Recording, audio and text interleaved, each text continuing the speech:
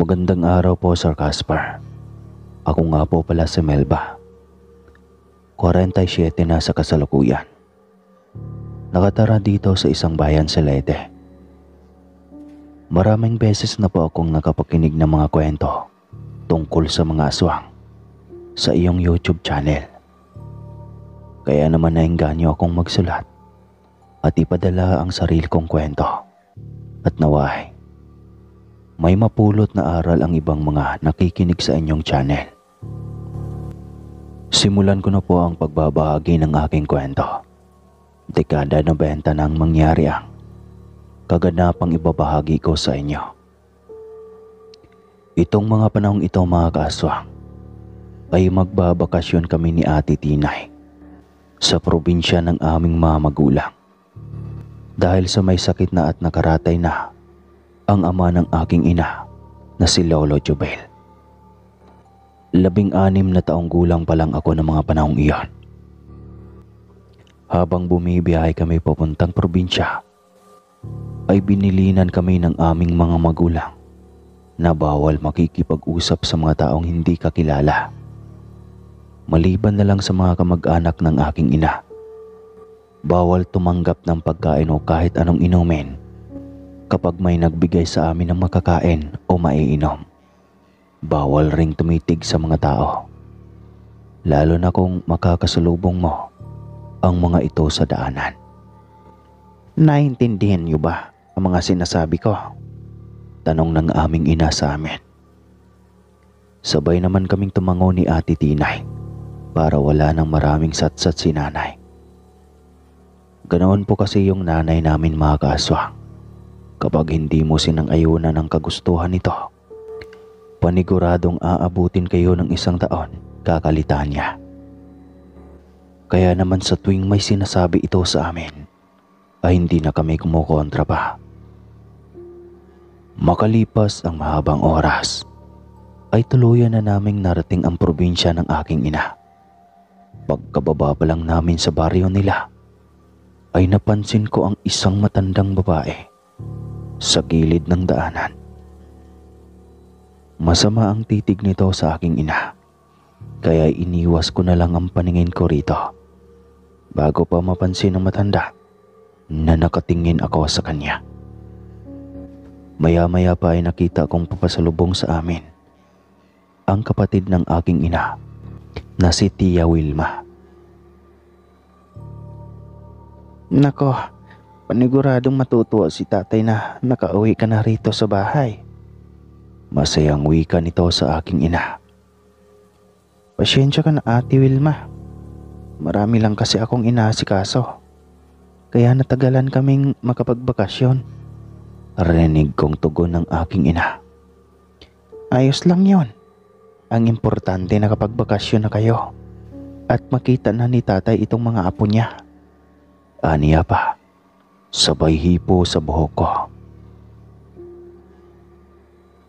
Sa lahat po ng mga kapatid ng aking ina, mga kaaswang, ay si Tia Wilma lamang ang nakilala ko sa kanila. Dahil ito lamang ang minsang nakapagbakasyon sa bahay namin.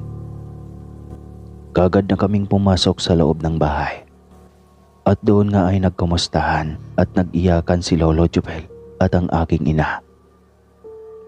Habang nag-uusap ang mga ito, ay lumapit ako sa may bintana at namintana na muna ako para naman makalanghap ako ng preskong hangin mula sa labas. Habang namimintana ako, ay natanaw ko na naman muli ang matandang babae. Nakatingin ito sa gawin namin at matalim iyong nakatigdig. Kaya naman tinignan ko rin siya ng matagal. Nang sa ganoon ay mamumukaan ko kung sino yung matanda. Maya-maya pa ay bigla na lamang akong nakaramdam ng pagkahilo at biglang sumakit ang ulo ko. Hindi ko na namalayang ilang minuto na pala akong nakatitig sa matanda. Napaiktad na lamang ako nang naramdaman kong may tumapik sa balikat ko. Kung kaya napalingon ako sa nagmamay-ari ng kamay na tumapik sa akin, Ikaw pala, Tia Wilma. Ginulat mo naman po ako. Bulalas kong wika nang malingunan ko si Tia Wilma, ang nagmamay-ari ng kamay na tumapik sa akin. Kanina pa kita tinatawag pero di mo ko sinasagot. Sino bang tinatanong mo riyan, anak? Tanong sa akin ni Tia. Siya nga po pala. Anak po ang tawag sa amin ng mga kapatid ko ni Tia Wilma. Dahil sa tumandang dalaga na ito't walang natitipuhang lalaki. Kung kaya walang asawa't anak. Iyong matanda ho, Tia. Sa tawid ng kalsada. Nakita mo ba yan? Wika ko kay Tia Wilma. At tinanong kung kakilala ba niya iyong matanda. Itinuro ko pa sa kanya ang matandang nakatayo sa di kalayuan. Teka, wala naman akong nakikitang matanda, anak. Saan ba yung sinasabing matanda? Tanong sa akin ulit ni Tia Wilma. At tinignan niya ang gawin ng ituro ko ito. Ayun, Tia, oh. Hindi mo ba? Hindi na natuloy pa ang sasabihin ko. Nang sa pagtingin ko sa gawin ng tinuturo ko, ay wala na yung matanda. Hoy, huwag kang magturo-turo ng kung saan-saan, anak. Baka mamaya ay manuno ka riyan.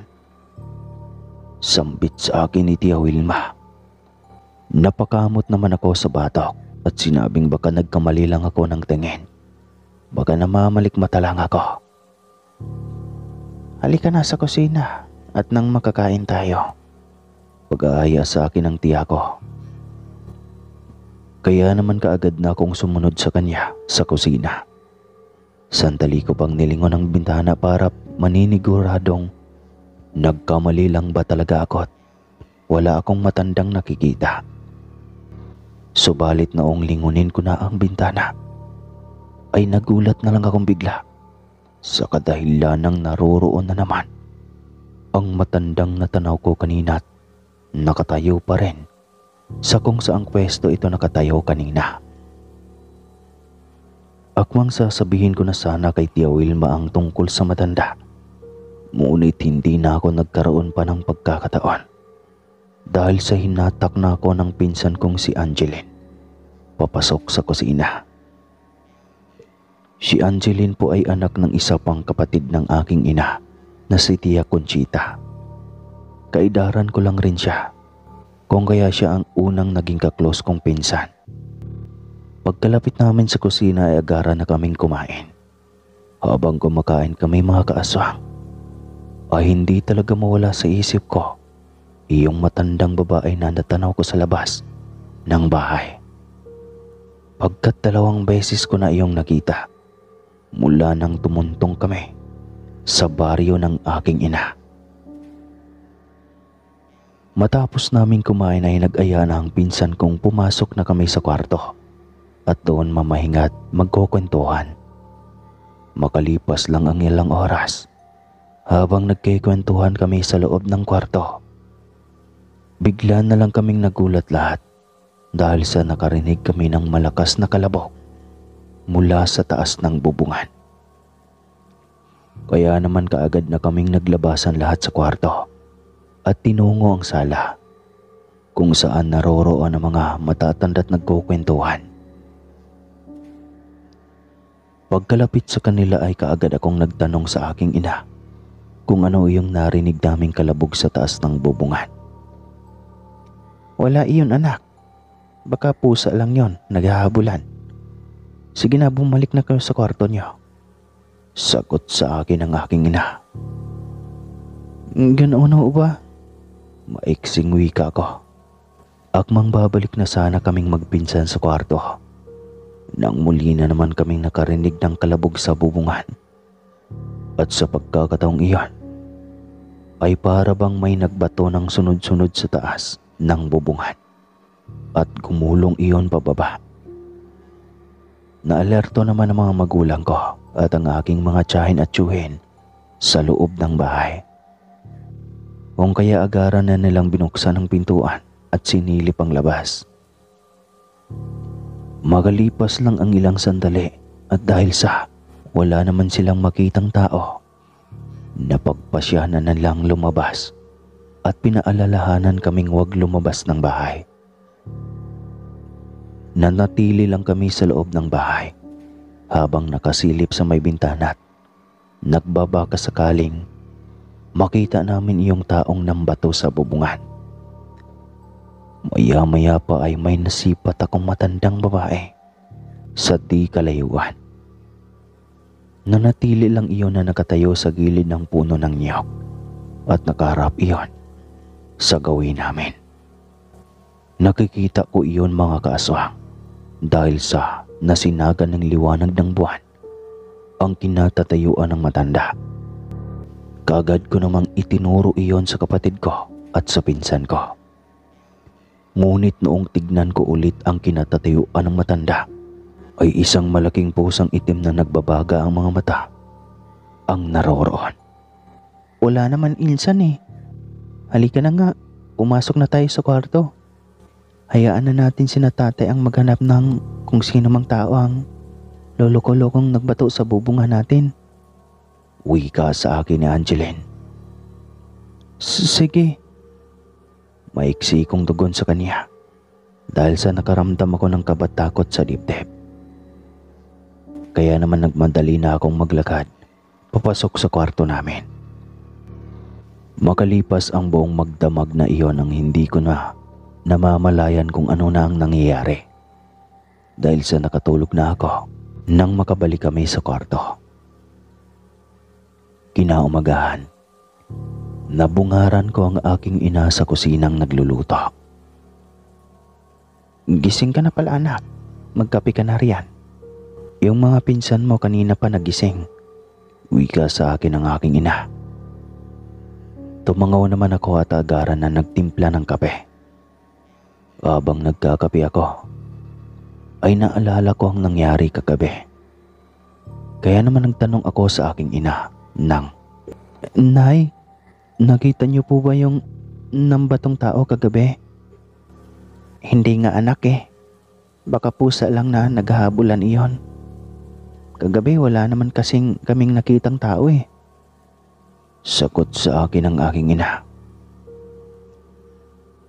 Matapos kong magkape ay natanaw ko namang naglakad papasok ng bahay si Angeline.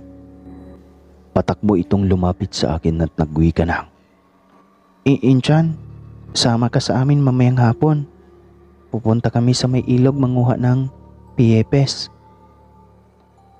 Pag-aayang wika nito sa akin. Siya nga po pala mga kaswang. Ang tawag sa amin ng suso ay piepes. Iyon umano ang paboritong ulam ni Lolo Jubel, sabi ng aking ina. Kaya naman nagpaalam ako sa kanya na kung maaari ay sasama akong manguha ng piepes para naman makapaglibot-libot ako sa baryo. Sandaling tumitig sa akin ang aking ina bago tumingin sa pinsan ko at nagtanong, Baka naman abutan kayo ng gabi sa daanan, Angeline. Alam mo namang delikado riyan, di ba? Sandali lang naman po kami, tiya. Tsaka dito lang po kami sa may malapit. Sagot ng pinsan ko sa aking ina. O siya, sige. Basta isama niyo lang ang pinsan niyong si Alberto sa pangunguha ng mauulam sa ilog ha. Paalalang saad ng aking ina. Natuwa naman kami sa sinabi ng aking ina dahil sa pumayag na itong sumama ako. Sa totoo lang po kasi mga kaaswang, napakahigpit po ng aking ina sa aming magkakapatid. Bibihira lang siyang pumayag na umalis ka ng bahay. Kaya naman sobrang tuwa ang nararamdaman namin ni Ate Tinay ng mga sandaling iyon. Kinahapunan nga. Pagsapit ng 4:00 ng hapon ay nakahanda na ang lahat ng mga bibit-biti namin papuntang ilog. Matapos naming makapagpaalam, ay agaran na kaming naglakad papunta sa ilog na sinasabi ng pinsan kong pagkukuhanan namin ng mauulam. Habang naglalakad kami, ay hindi sinasadyang masagi ko ang isang matandang babae.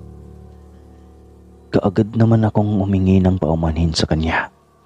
Ngunit nung tignan ko ito ay ganoon na lamang ang panlalaki ng mga mata ko. Pagkat ito yung matandang babae na natanaw ko kahapong, masama kong makatitig sa aking ina. Pasyensya na po, Ali. Hindi ko po sinasadya.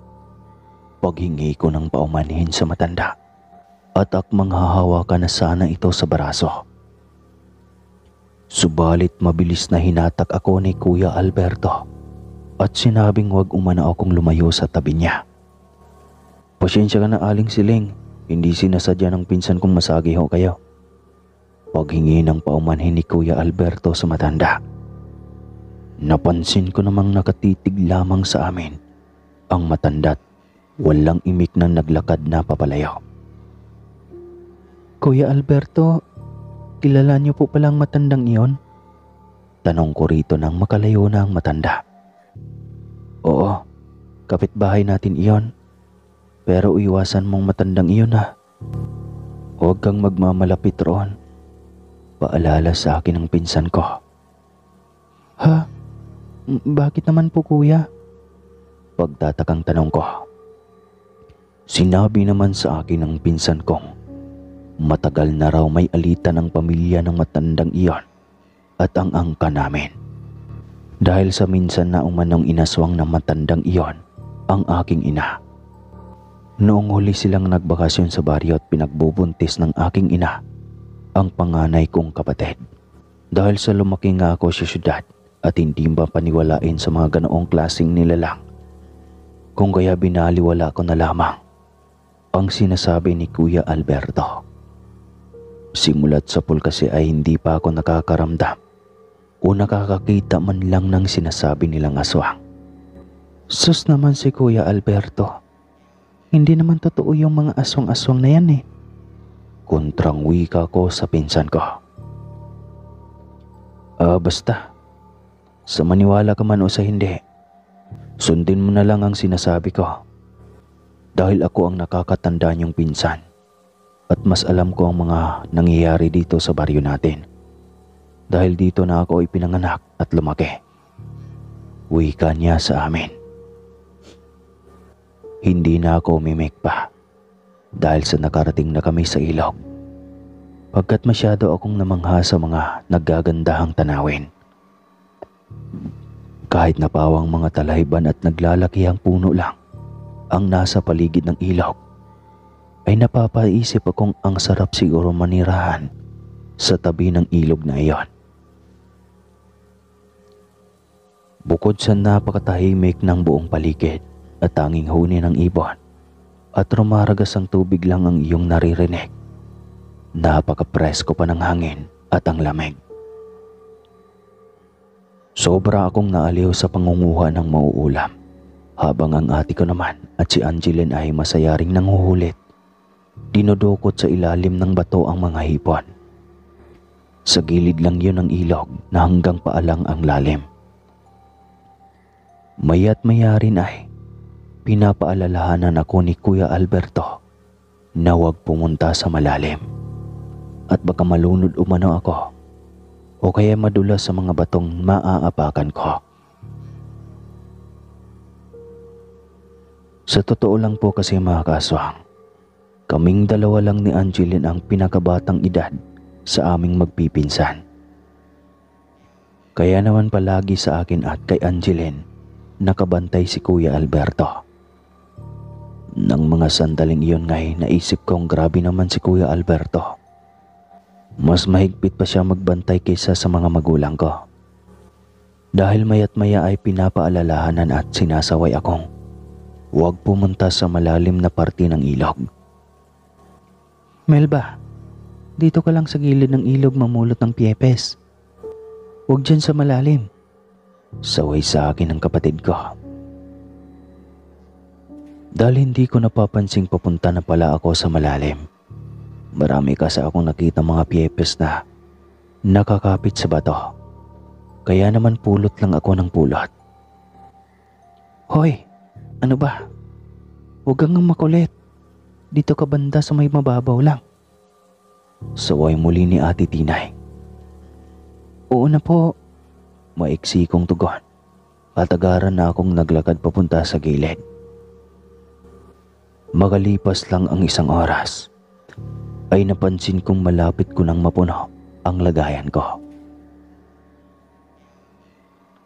Kaya naman mas lalo akong natuwa at nagmadali pang maghagilap sa mga batong nakalublob sa ilog kung may piyepes bang nakakapit roon. Masyado na kaming nalibang kung kaya hindi na namin namalayang magdidilim na pala. Hoy, tama na yan. Uwi na tayo, magdidilim na. Tawag sa amin ni Kuya Alberto at pinapalipat niya kami sa kinaroroonan niya. Tara na, baka mapagalitan na tayo ni Natia. Inabot na tayo ng dilim. Pag-aaya niya sa amin. Oo nga, nananakit na rin yung bewang ko kakapulot. Reklamo ni Kuya Edwin. At agaran ang kinuha ang mga bitbit naming lagayan ng ulam. Habang naglalakad na kami pa uwi ng bahay, ay nagsindi si Kuya Albert ng binugkos na patay ng dahon ng niyog. Nang sa ganon ay may magsisilbing liwanag sa darahanan namin. Magalipas ang ilang sandali, ay naglalakad na kami sa naglalakihang puno't talahiban. Bigla na lamang kaming natigilan nang may narinig kaming kaluskos sa gilid ng daanan. Kaya naman nagkatinginan kami ni Angeline at nagtanong kung ano iyong narinig naming kaluskos. Huwag niyo nang pansinin iyon. Tara na. Magmadali na kayong maglakad para makarating na tayo kaagad sa bahay. Uwi ka sa amin ni Kuya Edwin. Habang naglalakad kami ay napapansin kong pinapagitnaan kaming mga babae ng pinsan naming mga lalaki. At nagwika pa ang mga itong huwag na lang pansinin kung ano man ang maririnig namin at magmadali na kaming maglakad. Nang mga sandaling iyon, ay ramdam ko na ang tensyon ng mga pinsan ko na para bang may kinatatakutan ng mga ito. Panay ang lingon sa likuran namin. Napansin ko ring mariing hinahawakan ni Kuya Alberto ang bitbit niyang itak at nakatanggal na iyon sa lagayan. Hanggang sa maya-maya pa ay bigla na lamang kaming nakarinig ng mahinang huni ng wakwak. Bigla na ring lumakas ang simoy ng hangin sa buong paligid na para bang may paparating na bagyo. Kaya naman napakapit ako ng mahigpit kay Ate Tinay. Nagtayuan na rin ang mga balahibo ko sa buong katawan. At aaminin kong talagang nakaramdam ako ng kilabot sa katawan mga kaswang. Lalo na noong makarinig ulit ako ng huni ng wakwak na para bang bumubulong na lang iyon sa tainga ko. Ate, natatakot na ako. Bulong ko sa kapatid ko dahil nararamdaman ko na ang malakas na pagkabog ng aking dibdib at pangangatog ng mga tuhod ko. Naramdaman ko ang mahigpit na pagpisil ng kapatid ko sa akin at bumulong itong maging siya ay natatakot na rin. Huwag kayong matakot, hindi namin kayo pababayaan. Rinig kong wika ni Kuya Alberto at sinabihan nito si Angeline na magdikit-dikit lang kami at huwag lumayo sa kanila. Hanggang sa maya-maya pa ay nakarinig na naman kami ng pag-angil ng hayop na para bang galit na galit iyon at para bang mananakmal na. Nang walang sa ano-ano'y bigla na lamang may tumambad sa aming matandang babae sa di kalayuan. Nakanganga ito na parang asong nauulol habang patuloy lang ang pagtulo ng mga laway sa lupa. Nanlilisik ang mga matang namumulang nakamulagat at nakatalikod iyong nakatitig sa amin. Habang ang mga buhok naman ay parabang kasing tigas iyon ng alambre, buhaghag at nagsisitayuan. Nakalanghap na rin ako ng kakaibang amoy sa buong paligid na para bang may patay na nabubulok at itinapon lang iyon sa talayban. Grabe ang takot na nararamdaman ko at para bang gusto ko nang tumakbo ng mga sandaling iyon, mga kaswang. Kaya lang ay mahigpit na hinawakan ni Ate Tinay ang kamay ko. Ilang sandali pa ay nagulat na lang kami nang mabilisang sinunggaban ng matanda ang pinsan naming si Kuya Edwin. Aswang! Aswang ang matandang iyan! Takbo na! Sigaw sa amin ni Kuya Alberto. Kaya mabilis na kaming kumaripas ng takbo. Subalit bago pa man kami nakalayo ay bigla nang sinunggaban ng aswang si Kuya Edwin. Nang masunggaban na nito ang pinsan ko ay natanaw kong mabilis na pinagkakakalmot ng aswang ito. Kaya naman agaran ng sumugod si Kuya Alberto at mabilis na tinaga ang aswang. Ngunit para bang balat iyon ng kalabaw nang masaksihan ko pagkat tumalbog lang sa likuran ng aswang ang itak ni Kuya Alberto. Kuya! Kuya! Itarak mo sa lupa! Bilisan mo! Rinig kong sigaw ni Kuya Edwin kay Kuya Alberto. Nakita ko namang agarang itinarak ni Kuya Alberto ang hawak niyang itak sa lupa. Pagkatapos ay mabilisan niyang iwanakli ang aswang na nakadagan sa pinsan ko at walang habas na pinagtatataga iyon. Napaiyak na lang ako at napapasigaw dahil sa takot na nararamdaman. Niyakap naman ako ni Ate Tinay at pinatahan na dahil sa sobrang takot na nararamdaman ko. Habang ang dalawa kong pinsan naman ay pinagtutulungan ang aswang. Subalit noong tatagain na muli ni Kuya Alberto ang aswang, ay bigla na lamang iyon kumaripas ng takbo papasok sa may kawayanan. Hahabulin pa sana iyon ni Kuya Alberto pero narinig kong pinipigilan siya ni Kuya Edwin. Kuya, tara na. Hayaan mo na ang aswang na yun. Mas mabuti pang puntahan na lang natin sa mismong bahay ang aswang para makumpirma natin siya nga talaga iyong nakasagupwa natin. Rinig kong wika ni Kuya Edwin. Paika-ika namang lumapit ang mga ito sa kinaroroonan namin. Ayos lang ba kayo? Pasensya na nakasaksi kayo ng ganoong karahasan. Saad ng pinsan ko sa amin. Humikbi naman ako. Kaya patuloy pa rin ang pagpapatahan sa akin ni Ate Tinay habang naglalakad kami pauwi sa bahay. Grabe. Akala ko noon ay hiwalay na ang kaluluwa ko sa katawan. Makalipas ang mahigit 20 minutos ay nakauwi na kami sa bahay. Galit na galit naman ang aking ina dahil sa pag-aalala. Kung kaya grabe ang pagtatalak nito habang ginagamot si Kuya Edwin. Sinabi ko naman sa inyong huwag magpapagabi, di ba? Ayan, tignan niyo kung ano ang nangyari sa inyo. Galit na wika sa amin ng aking ina. Ang aking ama naman at mga tiyuhin ko, kaagad na sinugod ang bahay ng matandang nakasalubong namin kanina. Tumayo ang aking ina para kuhanin ang gamot sa kwarto. Pagkalabas ng aking ina ng kwarto, ay agaran na ginamot ulit ang natamong mga kalmot ng aswang sa mga braso ni Kuya Edwin. Maya-maya pa ay dumating na si Tia Wilma, kasama ang albularyong ipinatawag. Kaagad na nilapitan ng albularyo si Kuya Edwin at agarang nilapatan na ng mga halamang gamot ang sugat nito.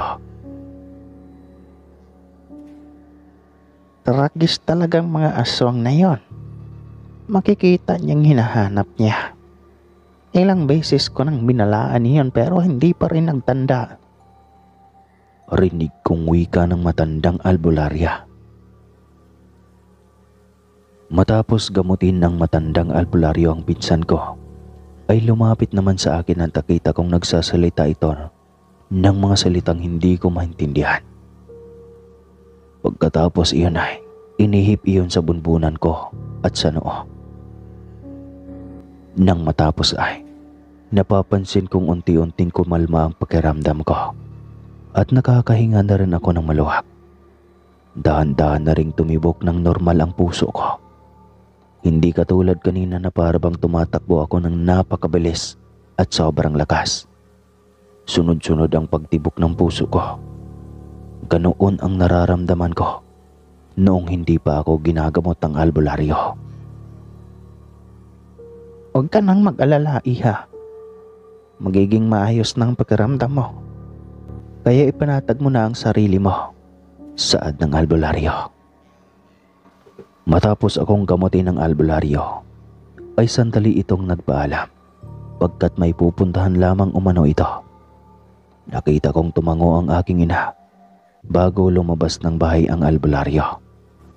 Makalipas lang ang mahigit 1 oras, ay narinig ko na ang mga yabag at boses ng aking ama at ng mga tiyuhin ko.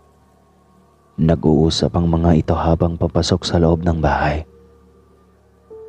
Pagkapasok nila ay nakita ko pang kasama na nila ang albularyo. At doon nga'y narinig kong nag-uusap na ang mga ito ng, "Marapat lang iyon sa matandang iyon. Noon pa binalaan ko nang huwag mamiktima dito sa baryo natin. Pero hindi nakikinig." Iiling-iling na wika ng matandang albularyo. "Tama lang yun, para wala ng perwisyo dito sa baryo natin." Tugon naman ang tiyuhin ko.